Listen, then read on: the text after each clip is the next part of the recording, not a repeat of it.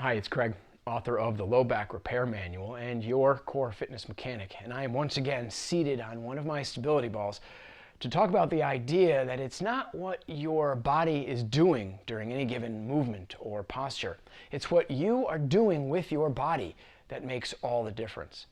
Now, in my previous video, I talked about getting out of your physical comfort zone in order to find strength, to gain strength and wellness. And I want to expand on that a little bit by emphasizing that no matter what we're doing with our bodies, whether it's taking the groceries in, playing with our children, just going for a walk, you need to maintain an awareness of what your muscles are doing. Be an active participant in the use of your muscles. And when I talked about the stability ball originally, I talked about how beneficial it was just as a seat in order to get better posture and strengthen your core muscles. Now remember, when you're practicing better posture, you are actively strengthening your core muscles. But to be clear, just because you're on the ball doesn't mean you're not going to seek out the comfort of the slump or the slouch. Our natural desire to seek physical comfort will bring us here if you haven't developed those postural and core muscles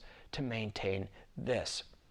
When I started using the stability ball myself years ago, just as a seat, anytime I had to pull up to my desk, it took me 9 months of practice.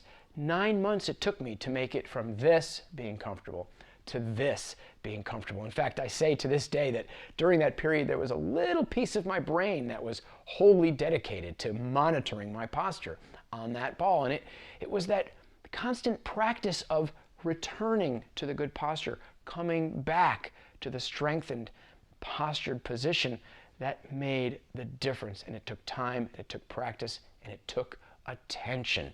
That's just one example. Like I said, bringing in the groceries, playing with your children when you're going for a run, when you're simply reaching up to a cabinet to pull a dish down.